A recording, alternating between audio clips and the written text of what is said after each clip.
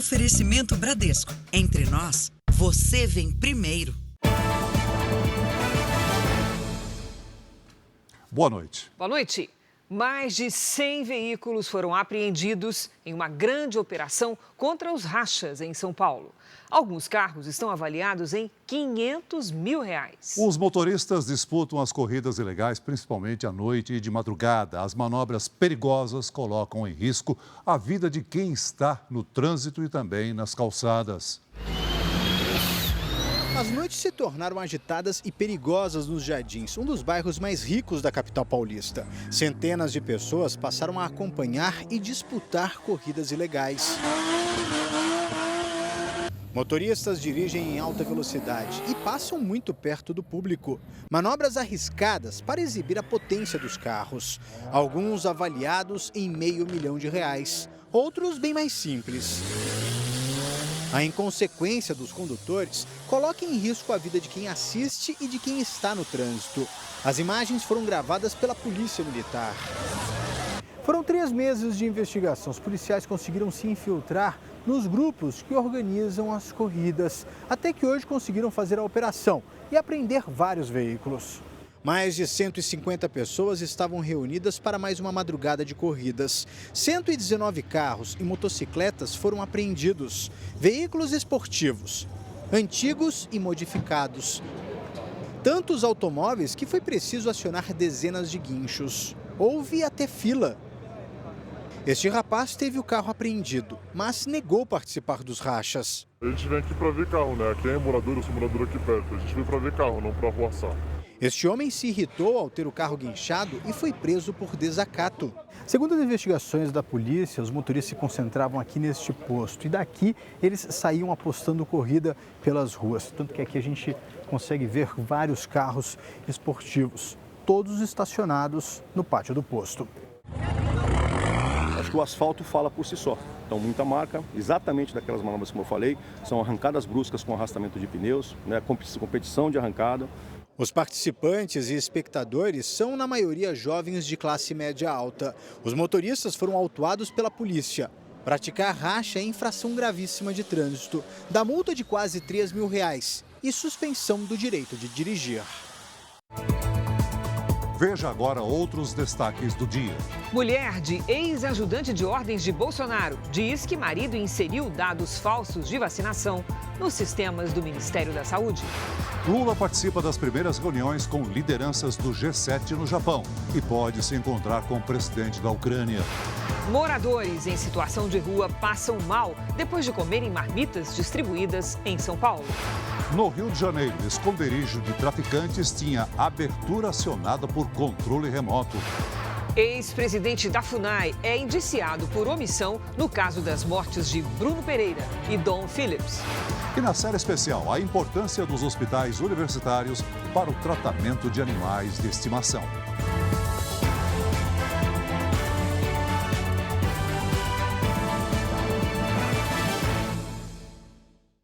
Oferecimento: Bradesco, cursos e soluções para organizar sua vida financeira.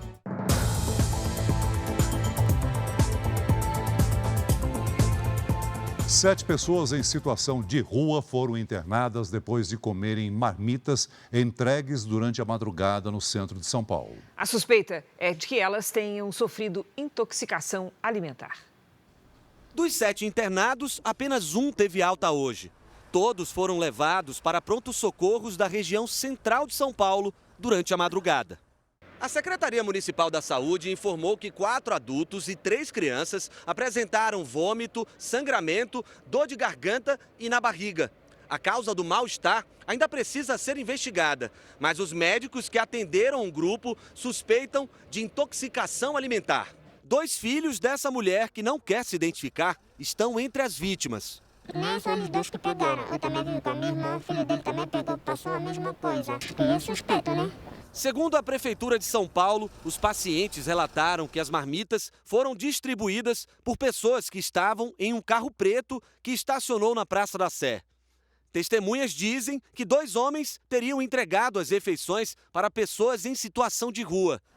A Secretaria de Segurança Pública de São Paulo afirmou que o caso está sendo investigado. e que nenhuma das marmitas foi encontrada para análise. Em 2020, 2 homens morreram e um adolescente ficou com graves sequelas após comerem marmitas contaminadas com um veneno para matar ratos em Itapevi, na região metropolitana de São Paulo. O caso nunca foi esclarecido. 6 suspeitos foram presos em uma operação contra uma quadrilha que roubava carros em São Paulo e revendia as peças em Goiânia. O homem apontado como chefe do esquema conseguiu fugir. Ele ostenta uma vida de luxo nas redes sociais. Bruno Leonardo de Faria, de 39 anos, é popular nas redes sociais. Tem mais de 270 mil seguidores e ostentava passeios e viagens caras. Hoje, usando apenas roupas íntimas, ele foi flagrado fugindo da polícia durante a madrugada. Bruno é apontado como chefe de uma organização criminosa que revendia peças de carros roubados. As peças vinham de caminhão de São Paulo, onde os veículos eram roubados, para Goiânia. Aqui abasteciam as lojas desta região da cidade, que trabalham com o comércio de produtos automotivos usados. 6 estabelecimentos foram fechados pela polícia. Essa é uma das lojas que recebiam as peças. A revenda era feita por um valor abaixo do praticado no mercado. O irmão, a cunhada e a mãe de Bruno de Faria estão entre os presos. Além de Bruno, que conseguiu escapar, outras 2 pessoas seguem foragidas. O patrimônio milionário da quadrilha chamou a atenção da polícia. Foram sequestrados 64 imóveis, que somados estão avaliados em 22 milhões de reais. Também foram bloqueados 28 milhões de reais nas contas dos suspeitos. A movimentação financeira de apenas um dos laranjas impressionou os investigadores. Declarou 12 mil, movimentou 6 milhões e meio. Disso dá para ter noção dos demais, dos demais envolvidos. Um homem suspeito de integrar uma quadrilha especializada em praticar o falso sequestro foi preso no Rio de Janeiro. Uma câmera gravou o momento da entrega das joias de uma vítima de 86 anos. Neste vídeo, a idosa aparece deixando um pacote na entrada do condomínio onde mora. Dentro estão joias com o valor estimado em R$250 mil. Quando a vítima retorna, um homem se aproxima e pega o pacote. Segundo a polícia, o golpista é Douglas Fernandes Correia, de 26 anos. O criminoso foi preso e vai responder pelo crime de extorsão. Parte das joias da idosa foi encontrada na casa dele. Os criminosos ligaram para a vítima e disseram que os netos dela tinham sido sequestrados. Os pertences foram entregues para o pagamento do resgate. A gente acredita que foi uma ligação aleatória, provavelmente com a participação de alguém dentro de presídio, mas a gente também não descarta a possibilidade de alguma pessoa que conheça a rotina da família tenha colaborado. O terror psicológico feito pela quadrilha durou 12 horas. Além das joias, a idosa também entregou cerca de R$5 mil em dinheiro e os cartões do banco. O golpe só foi descoberto depois que a vítima recebeu uma ligação da filha dizendo que os netos estavam bem. A filha da vítima, que prefere não mostrar o rosto, lamenta o fato dos idosos serem o alvo principal deste tipo de crime. Ela tem problema de coração, ela podia ter tido um problema bem sério de saúde ali, né? Então a minha indignação é isso, né? Eles pegam os velhinhos, né? A polícia agora tenta identificar os outros integrantes da quadrilha. A Record TV não conseguiu contato com a defesa de Douglas Fernandes Correia. A polícia realizou hoje uma operação para desarticular uma das maiores quadrilhas de distribuição de cocaína de Minas Gerais. Os criminosos também agiam no Rio de Janeiro. Eles usavam postos de combustíveis e estacionamentos para lavar o dinheiro do tráfico. Os policiais foram às ruas da região metropolitana de Belo Horizonte cumprir 8 mandados de busca e apreensão e um no Rio de Janeiro. Um dos alvos da operação foi este posto de combustíveis em Paraty. É o que tudo indica, pertence à organização criminosa e é utilizado para lavagem de dinheiro, além de outras empresas como estacionamentos. De acordo com as investigações, o grupo é responsável pelo abastecimento de cocaína em cidades de Minas Gerais e em 2 comunidades cariocas. Na primeira fase da operação em 2021, o foco era o tráfico de drogas. Mais de 1 tonelada de cocaína foi apreendida. Agora, o objetivo é identificar os suspeitos ligados à lavagem de dinheiro e rastrear os valores movimentados pela quadrilha. Até agora, 11 pessoas foram presas, entre elas o homem apontado como chefe da organização, João Felipe Alves da Silva, que estava foragido e era condenado a mais de 130 anos de prisão por tráfico de drogas e lavagem de dinheiro. O rapper Felipe Ret foi detido durante uma blitz no Rio de Janeiro. O carro que ele dirigia estava sem a placa dianteira, uma infração gravíssima. O esportivo, avaliado em 3 milhões de reais, foi apreendido. Uma operação de reintegração de posse retirou 600 famílias de um condomínio em São Gonçalo, região metropolitana do Rio de Janeiro. O local tinha sido ocupado irregularmente. As famílias foram para abrigos da prefeitura. O governo federal anunciou mudanças na carteira de identidade. Não haverá mais distinção entre os nomes social e de registro civil. O campo de identificação do sexo foi eliminado. De acordo com o Ministério dos Direitos Humanos, o documento ficou mais inclusivo.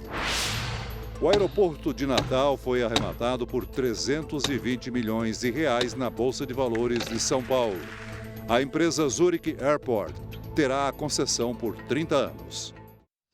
Um bebê de 1 ano e 6 meses, atropelado esta semana na fronteira do Rio Grande do Sul com a Argentina, foi transferido para Porto Alegre. Esse e outros acidentes recentes com crianças no trânsito têm chamado a atenção dos responsáveis, que devem redobrar os cuidados. As imagens são fortes. Natariel Costa Marques, de 1 ano e 6 meses, cruzava a pista quando foi atingido por um carro na cidade de Itaqui, no Oeste Gaúcho.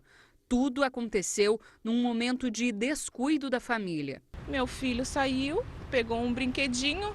Ele, na verdade, ele estava gatinhando, mas ele caminha, ele empurrou só a coisinha e o carro veio e fez isso aí. A criança foi levada para este hospital em Porto Alegre com traumatismo craniano. O motorista fugiu. Segundo a polícia, ele foi localizado, prestou depoimento e deve responder por omissão de socorro. Nos 3 primeiros meses do ano, foram mais de 36 mil acidentes de trânsito em todo o país. Cerca de 1% deles envolvendo crianças e adolescentes de 0 a 17 anos.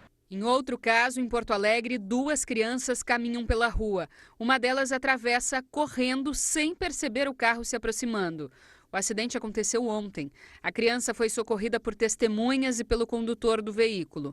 Em Santa Cruz do Rio Pardo, interior de São Paulo, um menino de 8 anos foi atropelado no início do mês, quando desceu do carro e correu em direção ao pai. Ele machucou o braço e a cabeça, passou por cirurgia e segue em observação.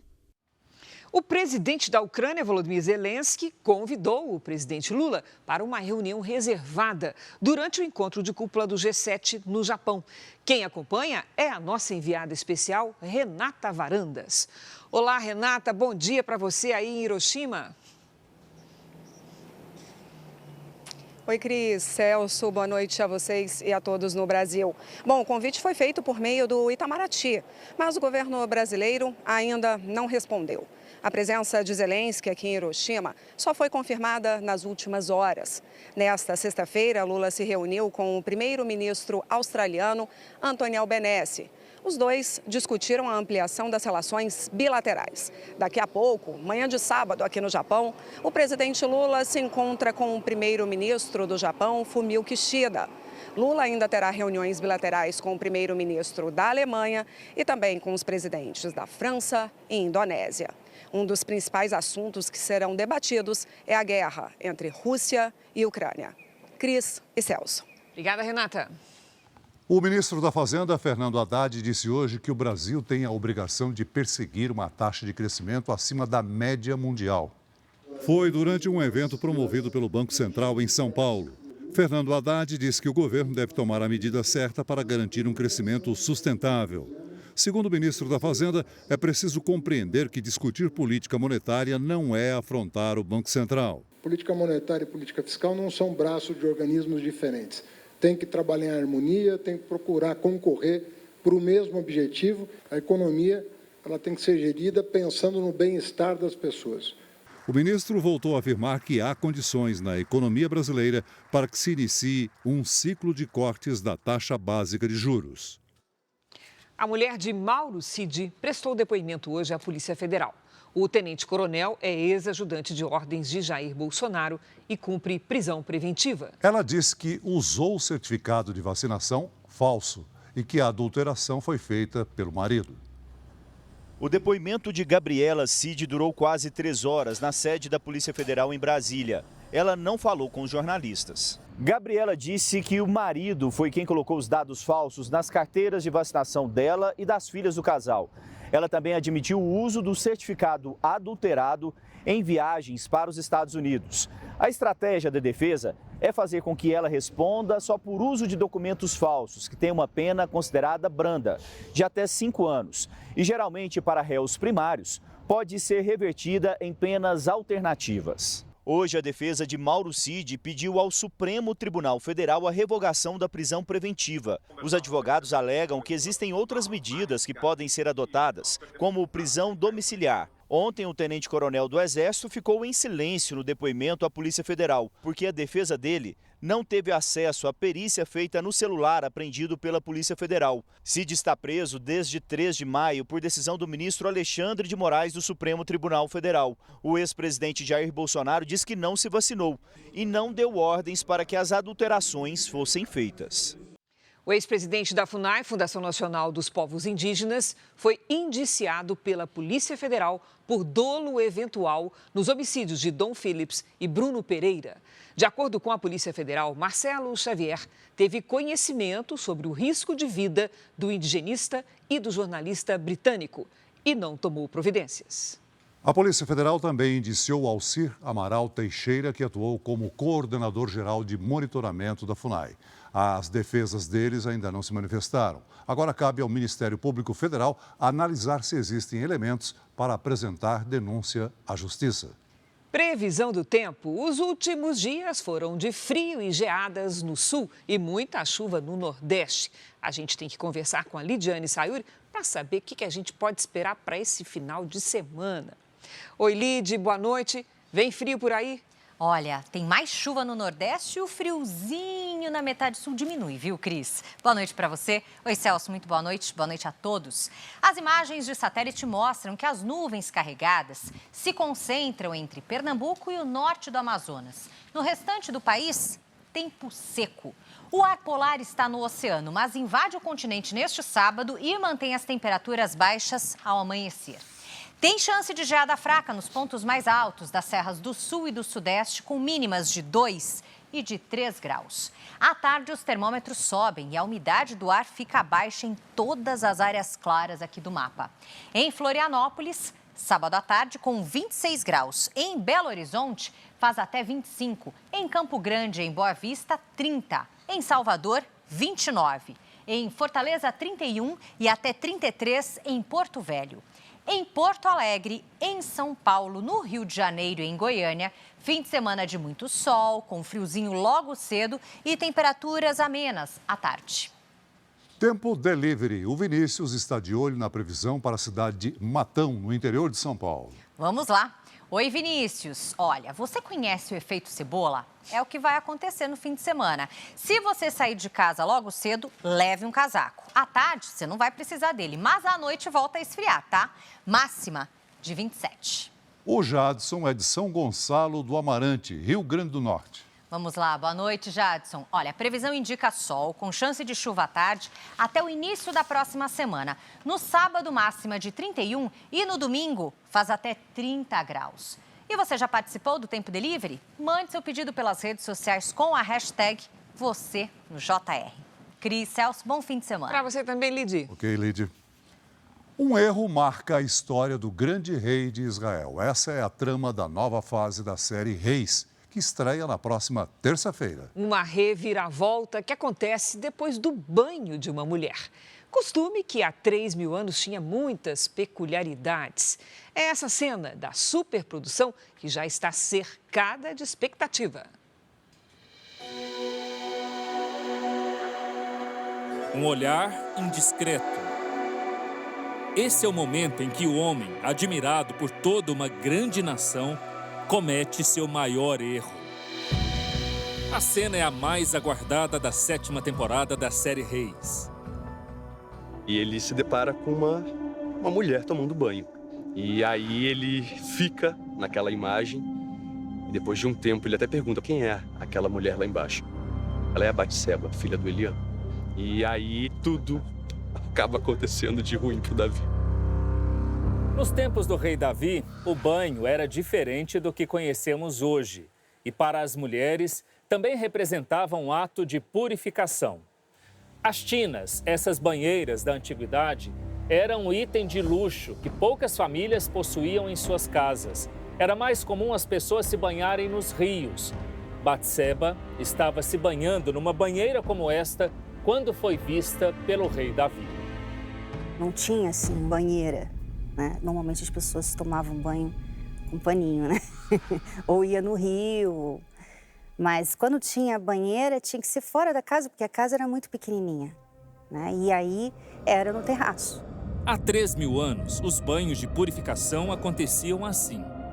E esse banho era feito geralmente à noite, porque quando você faz isso em contexto urbano, dentro da cidade, você precisa de proteção, essa mulher precisa de proteção. E como esse tipo de banheira precisa captar a água da chuva, ele sempre é em ambiente externo.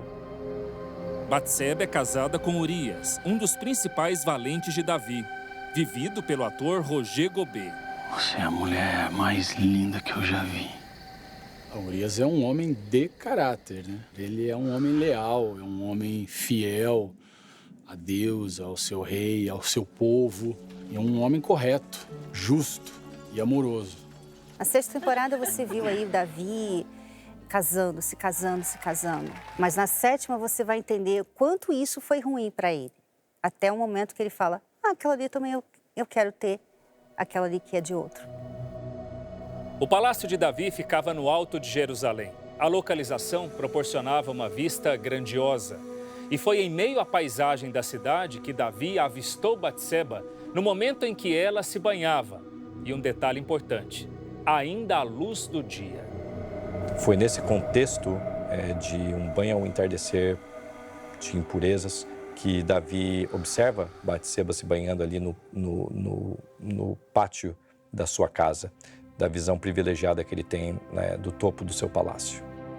Tudo que a gente está mostrando serve como o que aprendemos, né, com os erros dos outros. É o grande motor da série. Por quê? A vida de Davi muda completamente, a de Batseba também. Uma cena pensada em todos os ângulos, todos os detalhes. É o primeiro momento assim onde a gente percebe que algo vai acontecer, né? A traição vai acontecer de fato. O banho de Batseba promete mexer mesmo com o público na nova temporada de Reis.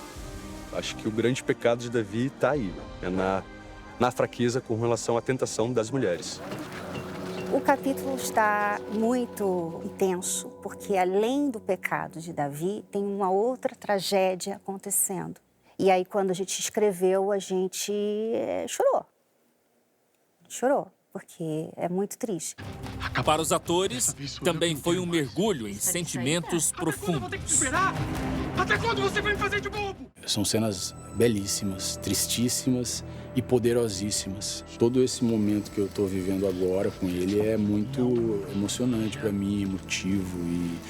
E a cada dia que a gente vai contando essa história, de alguma forma vai ficando claro na cabeça do Urias tudo que ele passou, né? O grande aprendizado diante dessa cena, né, é uma realidade que pode acontecer nos dias de hoje, né? E quem sabe uma redenção possa vir.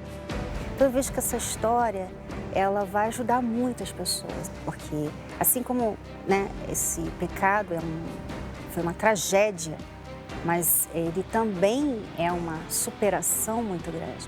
Os conflitos, tanto os internos quanto externos, para o Davi, eles ficam muito evidentes nessa temporada. A nova temporada da série Reis, O Pecado, estreia na próxima terça-feira, às 9 horas da noite, aqui na Record TV.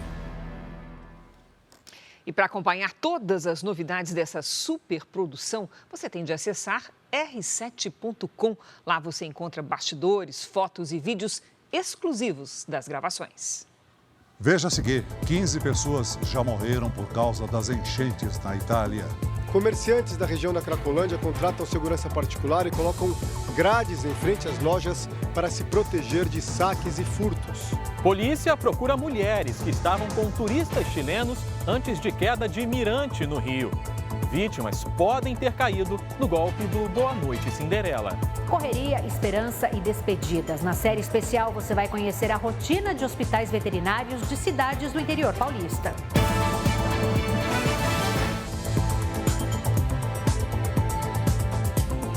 A Justiça da Hungria autorizou a extradição do ex-policial militar brasileiro Sérgio Roberto de Carvalho. Ainda não foi confirmado para que país ele será extraditado, Brasil ou Bélgica. O Pablo Escobar brasileiro, como também é conhecido, é acusado de tráfico internacional de drogas pela Justiça da Bélgica. Para as autoridades belgas, ele comandava uma organização criminosa que enviou cerca de 45 toneladas de cocaína do Brasil para a Europa entre 2017 e 2019. O ex-policial militar foi preso no ano passado num hotel de Budapeste, capital da Hungria, com um passaporte falso. Equipes de resgate tentam chegar a áreas de difícil acesso que ficaram debaixo d'água por causa das inundações no norte da Itália. Moradores ilhados precisaram ser resgatados de helicóptero na região da Emília-Romanha. Desde o início da semana, mais de 15 pessoas já morreram nas enchentes causadas pelas tempestades. A defesa antiaérea ucraniana interceptou 19 mísseis lançados pela Rússia. Destroços dos projéteis atingiram algumas áreas da capital, Kiev. O Tribunal Constitucional do Equador rejeitou as ações contra a dissolução do Congresso feita pelo presidente Guillermo Lasso para escapar de um processo de impeachment. A medida abre caminho para a realização de eleições gerais antecipadas. Lasso afirmou hoje que não vai disputar o cargo de presidente. De volta ao Brasil, comerciantes e moradores do centro de São Paulo têm contratado segurança particular para se proteger da violência na região. Nas últimas semanas, usuários de drogas passaram a ocupar o entorno da rua Santa Ifigênia, ponto conhecido pelo comércio de artigos eletrônicos. Fim de tarde, dependentes químicos andam pelas ruas do centro de São Paulo, sujos, cansados, sob efeito da droga. O clima é de insegurança.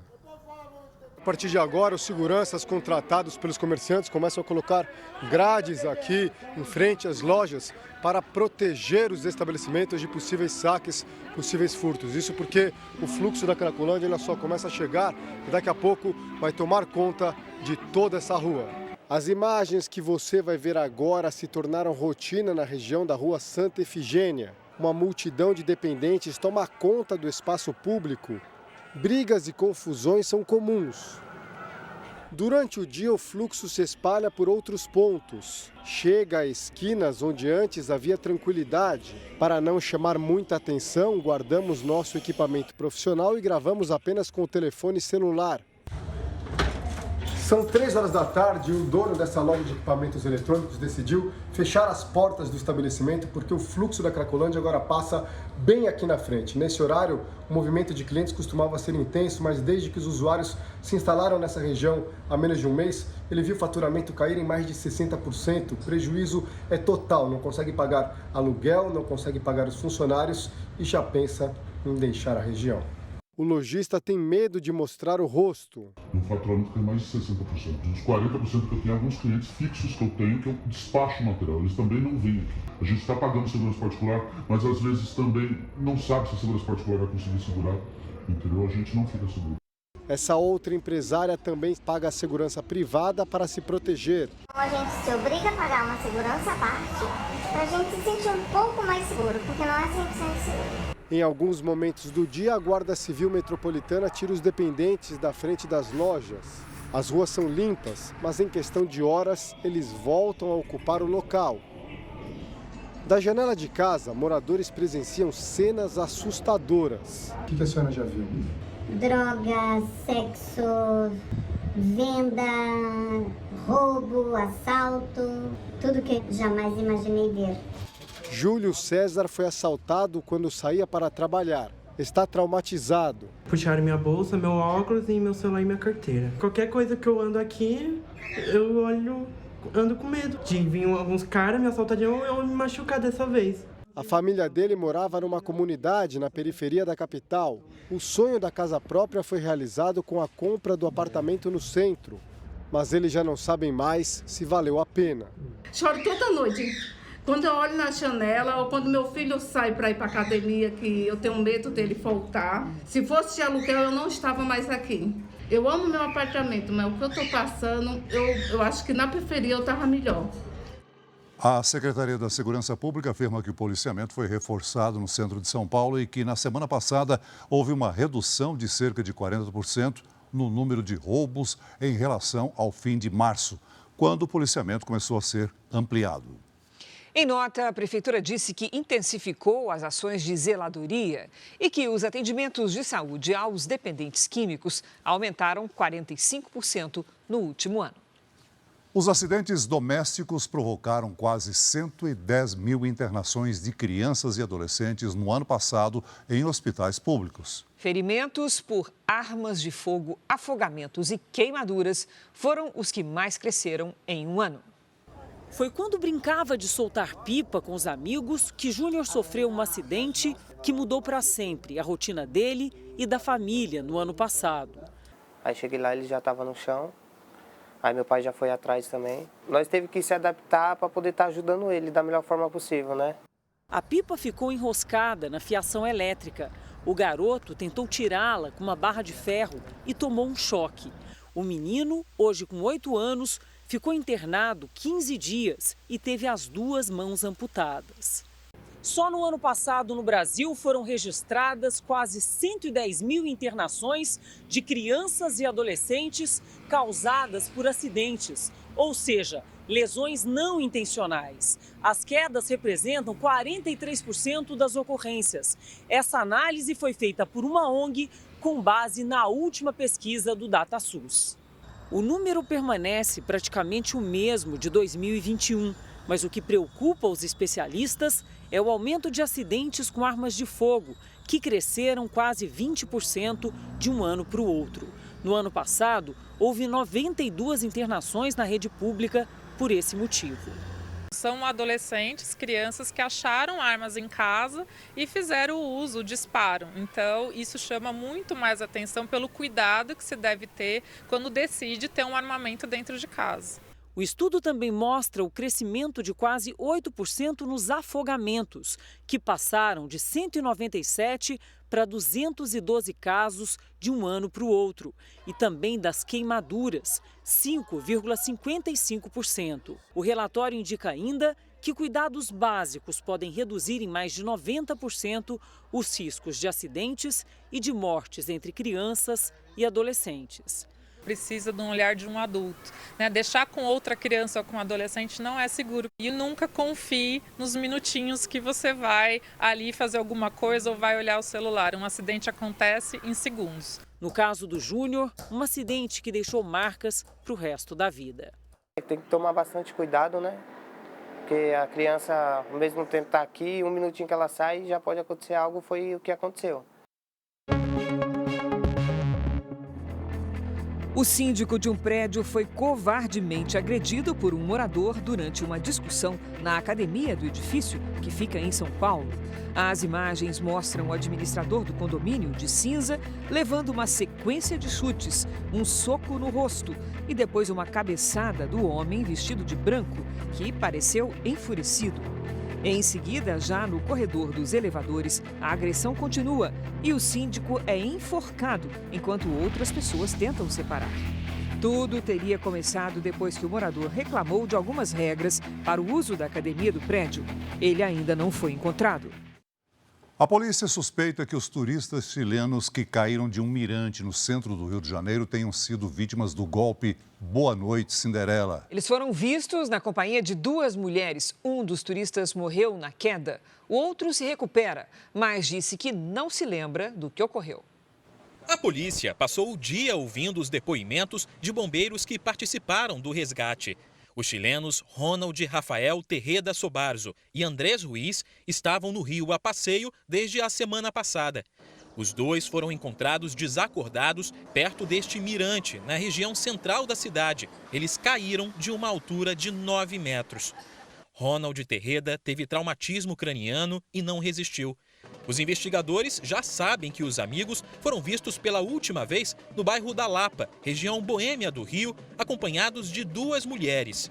Aos policiais, Andrés Ruiz disse não saber o que aconteceu depois.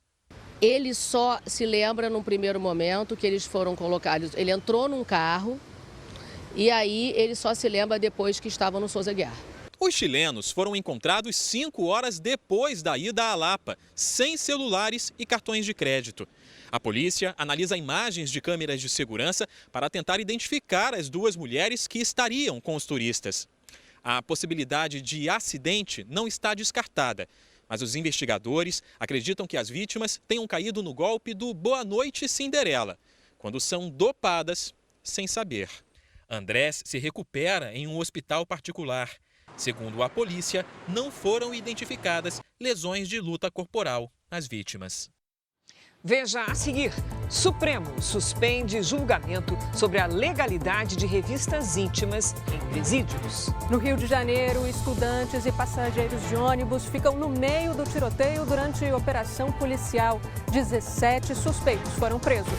Quase 6 meses depois da Copa, seleção continua sem técnico. Eliminatórias para o próximo Mundial começam em setembro. Na série especial, o trabalho de veterinários que se dedicam aos cuidados de animais de grande porte no interior.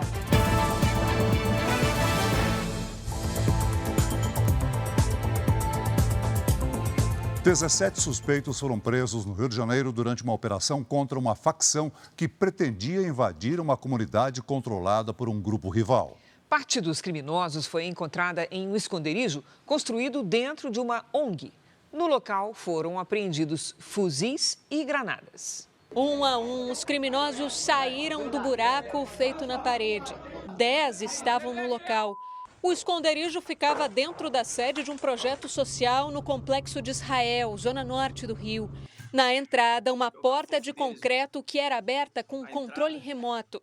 A ONG realizava algumas atividades próprias de organizações não governamentais, justamente para camuflar seu verdadeiro viés, que era esconder armamento do tráfico e esconder procurados da justiça. O responsável pela ONG não foi preso, mas será investigado. No local foram apreendidos fuzis, granadas, drogas e munição, além de uma máquina para o refino de cocaína. Mais cedo, na chegada da polícia, houve confronto.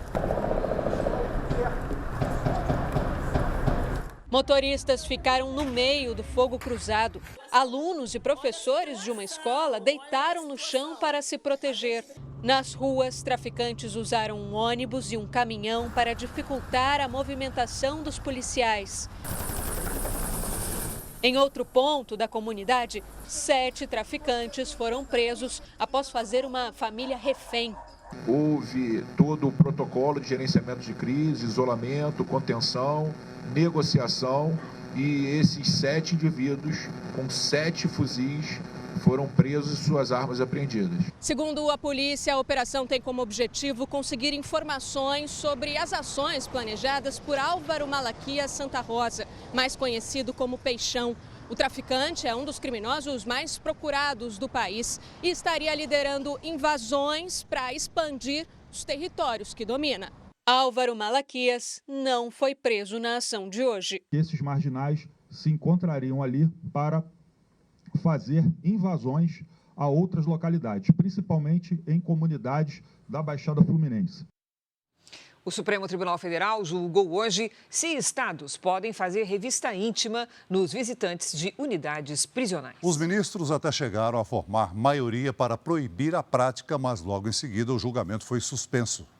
Os ministros do Supremo julgavam se a revista íntima viola os princípios da dignidade humana e de proteção à intimidade. A votação era no plenário virtual, onde os ministros votam eletronicamente, sem debates. A análise também iria definir se provas encontradas na revista, como drogas ou celulares, poderiam ser incluídas em processos. Os ministros Edson Fachin, Luiz Roberto Barroso, Rosa Weber, Gilmar Mendes, Carmen Lúcia e André Mendonça formaram maioria para proibir a revista íntima.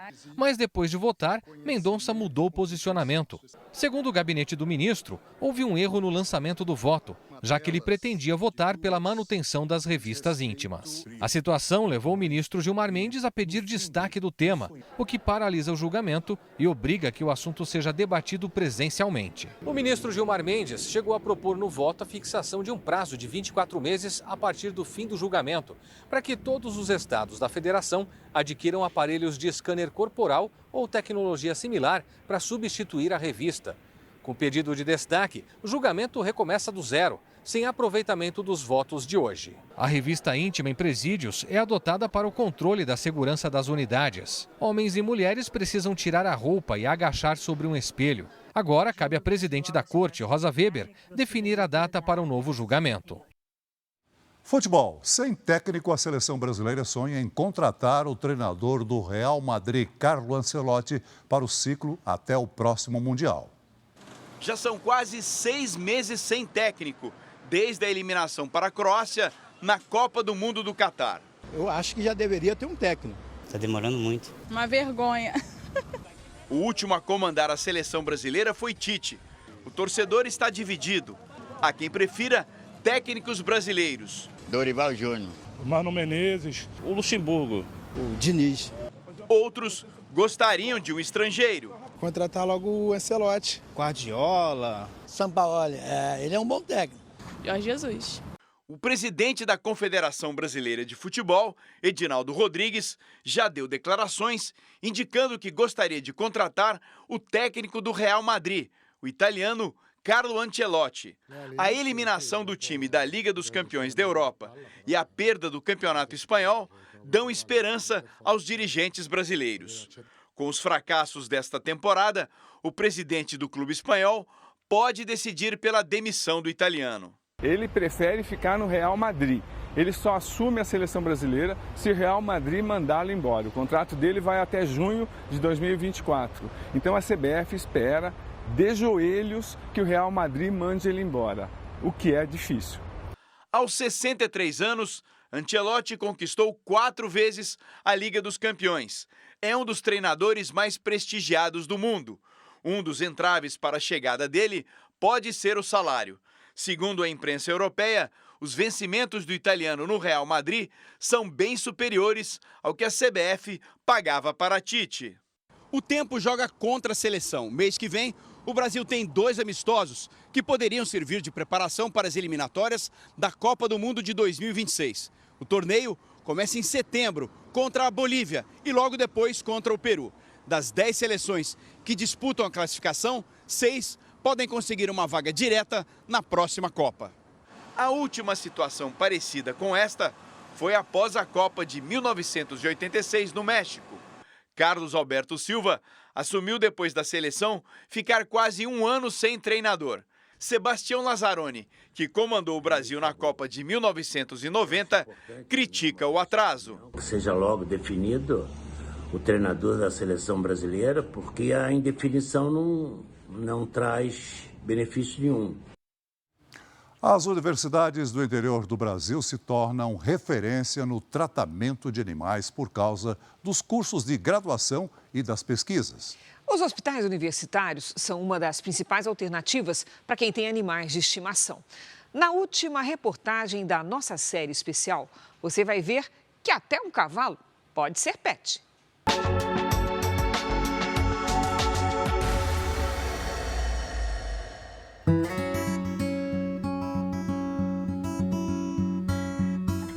Quando um caminhão aparece no portão, já se sabe que ali dentro tem um cavalo machucado que precisa de atendimento. O hospital veterinário pertence a uma universidade da cidade de Americana. O hospital tem 6.000 metros quadrados de área construída e foi aberto ao público há cerca de 1 ano e meio. A área especializada no atendimento a animais de grande porte é bastante procurada por criadores, donos de propriedades rurais. Quando o seu Roberto chega, os cavalos já sabem que vem coisa boa. É o tratador de 61 anos quem cuida da alimentação dos animais internados. E como é o contato do senhor com os animais? Ah, maravilha, né? Você gosta? Gosto, animais mansos. Pelo menos para mim, né, que eu sou só tratador, eles associam eu à alimentação, né? Com coisa boa. Aí eles, para mim, não são bravos, não. Por aqui passam cavalos que são destaques em modalidades esportivas, mas também há aqueles que são criados como pets. A Penélope, ela é um animal que fica lá na chácara da proprietária, né? E ela é criada com o maior carinho, como se fosse um cachorrinho mesmo da família. As fraturas são a segunda maior causa das internações e é por isso que a Invicta, de 7 anos, está aqui. A égua que participa de provas de laço fraturou uma das patas traseiras e precisa passar por cirurgia. É uma égua muito importante, é a camisa 10 do nosso rancho e ela está em boas mãos, logo ela está de volta nas pistas, se Deus quiser. Então agora eles acabaram de aplicar anestesia geral na Invicta. Ela vai dormir para depois eles içarem a égua para começar a cirurgia. A gente vai acompanhar tudo.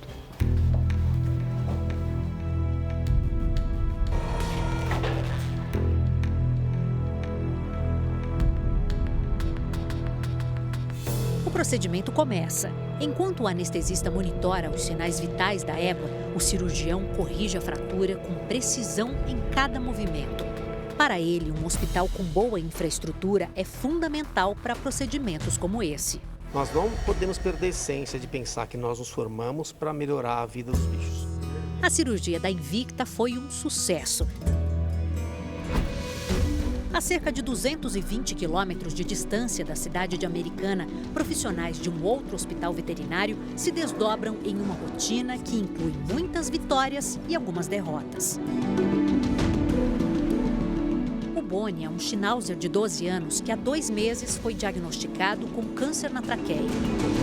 Nós partimos para químio, né? Que era um caminho cabível, né? No momento. E ele já está uns 2, 3 dias sem comer nada, não respira, fica agonizando e a gente sofre, né? Renato e Tânia estão aflitos. O Boni é levado para a sala de raio-x. Em poucos minutos, a imagem já está na tela do computador.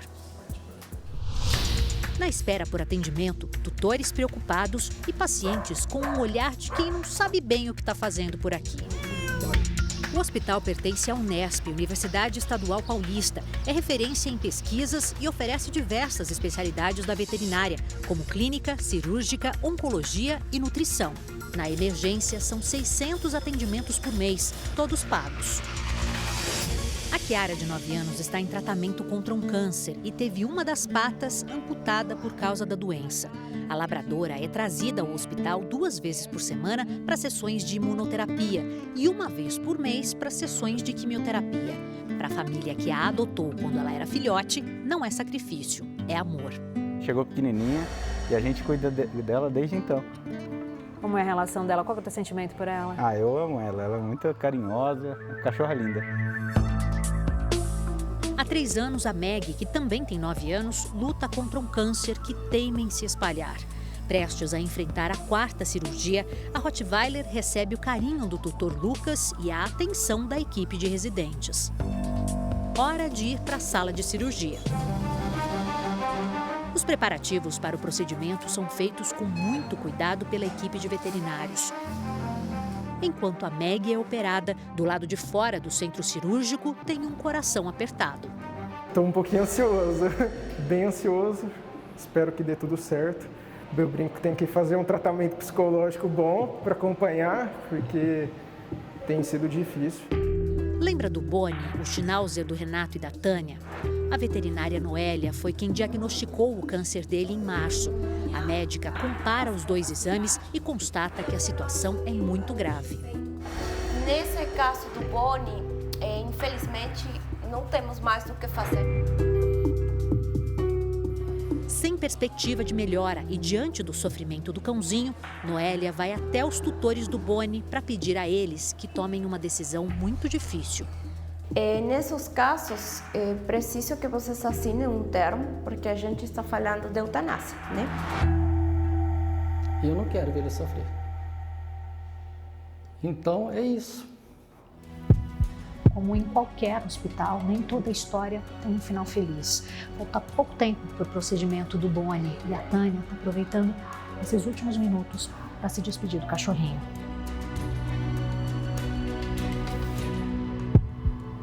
Abalado, Renato não conseguiu se despedir. Ficou do lado de fora do hospital, sozinho e pensativo. Não demora muito, a Tânia sai do prédio e vai ao encontro do marido. Na hora de irem embora, carregam nas mãos e no coração apenas lembranças do Boni. O Jornal da Record termina aqui. A edição de hoje na íntegra e também a nossa versão em podcast estão no Play Plus e em todas as nossas plataformas digitais. E à 00:30 tem mais Jornal da Record. Você fique agora com a série Reis. E logo depois da novela Jesus tem a primeira prova para definir os donos da mansão em A Grande Conquista. Boa noite, bom fim de semana para você. Boa noite.